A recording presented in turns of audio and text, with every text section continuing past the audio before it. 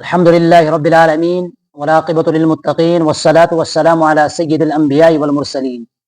وعلى آله وأصحابه أجمعين أما بعد۔ معزز سامعین کرام، جیسے کہ آپ حضرات جانتے ہیں کہ ربیع الاول کا مہینہ ہے۔ اسی مہینے کی مناسبت سے سیرت النبی کے متعلق آپ کے سامنے چند گزارشات رکھی تھی۔ اسی میں سے آج نبی اکرم صلی اللہ علیہ وسلم کی ولادت باسعادت کے بارے میں چند باتیں بیان کروں گا۔ بالآخر فطرت کا زمانہ گزرنے کے بعد وہ وقت آ گیا تھا صدیوں سے جس وقت کا نیک دل رکھنے والے انسان انتظار کر رہے تھے، اور سورج طلوع ہی اس لیے ہو رہا تھا اور غروب بھی اسی لیے ہو رہا تھا، جس کے انتظار میں آسمانوں کے ستارے ٹکٹکی باندھے ہوئے تھے اور منتظر تھے کہ کب وہ ہستی آئے گی، جس کی خبر 1,00,000 سے زائد انبیاء علیہ السلام نے دی، اپنی اپنی قوموں کو ان کی خوشخبری سنائی، اور جن کے لیے سیدنا ابراہیم علیہ السلام نے در کعبہ پر دعا مانگی، جس کی آخری خوشخبری سیدنا عیسیٰ علیہ السلام نے 570 سال پہلے دی تھی۔ واقعہ فیل کے 50 یا 55 روز بعد 8 یا 9 ربیع الاول مطابق 22 اپریل 571 عیسوی پیر بروز پیر رات اپنی تاریکی کو سمیٹ رہی تھی اور صبح کی روشنی آنکھیں کھول رہی تھی۔ نبیوں کے امام، آمینہ کے لال، عبداللہ کے لختے جگر، حضرت محمد مصطفیٰ صلی اللہ علیہ وسلم مشہور روایت کے مطابق اپنے والد کی وفات کے 3 مہینے بعد اپنے چاچا ابو طالب کے گھر جہالت کی تاریکی سے انسانیت کو نجات دلانے کے لیے، یہ اعلان کرنے کے لیے اور ساری دنیا کو ہدایت کی روشنی سے منور کرنے کے لیے صبح کے وقت تشریف لے آئے۔ حضرت آمینہ رضی اللہ تعالی عنہا بیماری کے دنوں میں کچھ ایسے خواب اور خیر و برکات والی باتیں دیکھتی تھی جن کی وجہ سے وہ اپنے آپ کو واجہ کمال پر سمجھتی تھی۔ حضرت آمینہ بیان کرتی ہے کہ نبی اکرم صلی اللہ علیہ وسلم کی پیدائش کے وقت کچھ ایسی باتیں سامنے آئی کہ میں حیران اور ششدر رہ گئی۔ جب بچہ پیدا ہوتا ہے، بچہ جب شکم میں ہوتا ہے تو ماں کو تکلیف ہوتی ہے، اس کو بار بار متلی آتی ہے، اس کو بار بار بخار ہوتا ہے، اور جب بچے کی پیدائش ہوتی ہے تو اس وقت بچے کے ساتھ کچھ نہ کچھ گندگی ہوتی ہے، لیکن یہاں پر اس گندگی کے بارے میں تصور کرنا یہ بھی گناہ تھا کہ اس کا تصور بھی نہیں کر سکتے تھے۔ اور مشہور روایت کے مطابق آپ صلی اللہ علیہ وسلم کا ختنہ بھی پہلے سے ہی ہو چکا تھا، ختنے کی بھی کوئی ضرورت نہیں پڑی۔ دنیا میں اس طرح تشریف لائے کہ آپ صلی اللہ علیہ وسلم کے ہاتھ مبارک اور آپ صلی اللہ علیہ وسلم کی پیشانی مبارک زمین پر تھی۔ حضرت آمینہ بیان فرماتی ہے کہ اس وقت کمرے میں ایسی روشنی پھیلی جس سے پورا کمرہ روشن ہو گیا۔ پھر ایک ایسا نور دیکھا جس نور سے ملک شام بطور خاص بصرہ کے محل جو ہے وہ روشن ہو گئے۔ یہ بات حقیقت بن کر اس طرح نبی اکرم صلی اللہ علیہ وسلم کی زندگی میں سامنے آئی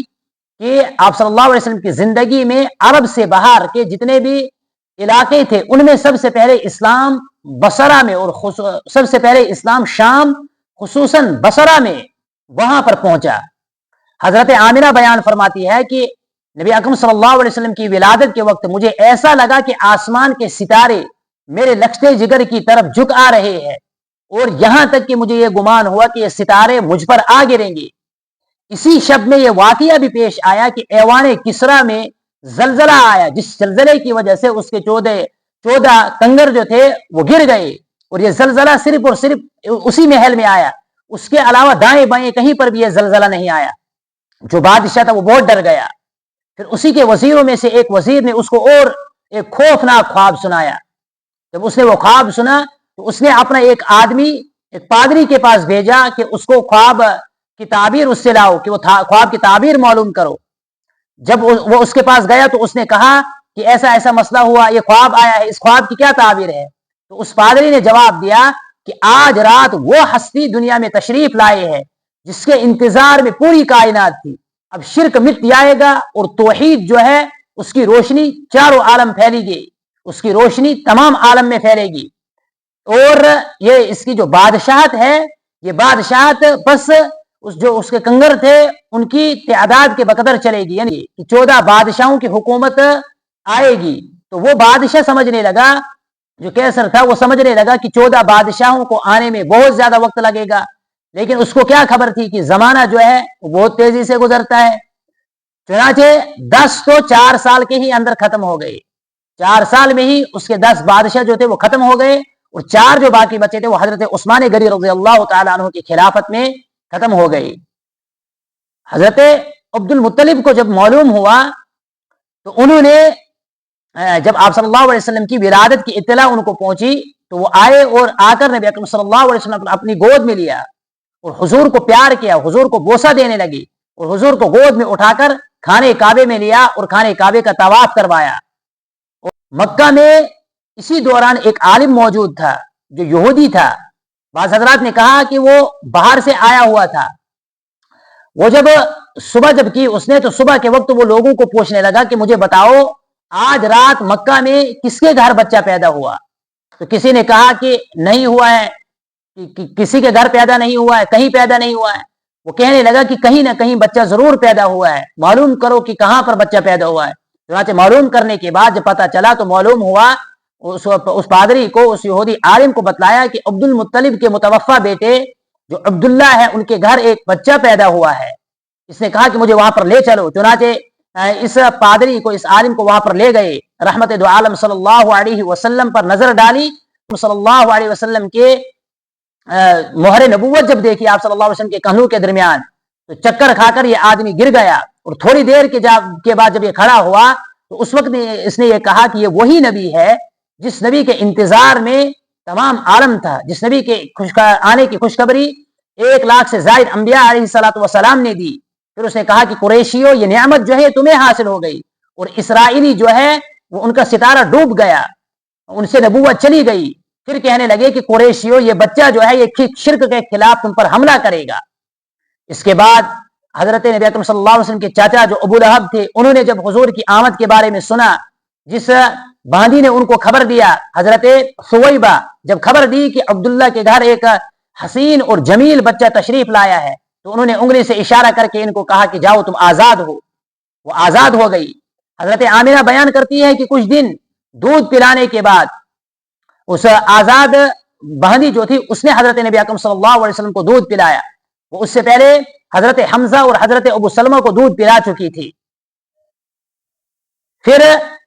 نبی اکرم صلی اللہ علیہ وسلم کی ولادت کے 7ویں دن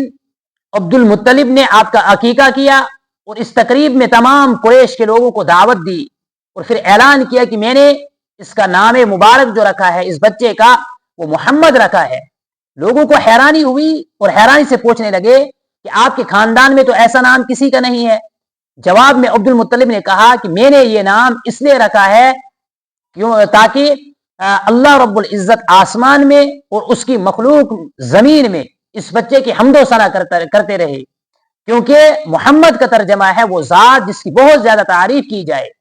بعض روایت میں یہ بھی آتا ہے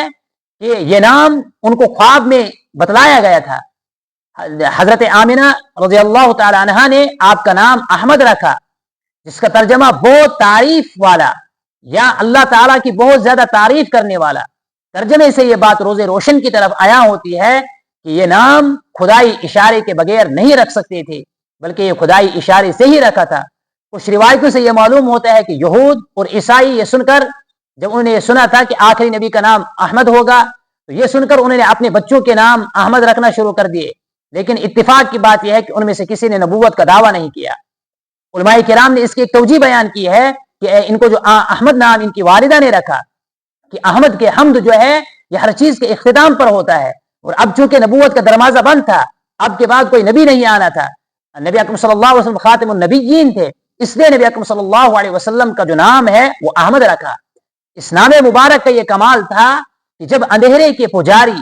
اس چراغ کو گل کرنے کے واسطے جھوٹی بدنامی کرتے تھے، اس وقت بھی وہ نام لے لے کر نبی اکرم صلی اللہ علیہ وسلم کی تعریف کرتے تھے۔ یہ حضرت نبی اکرم صلی اللہ علیہ وسلم کی ولادت با سعادت تھی۔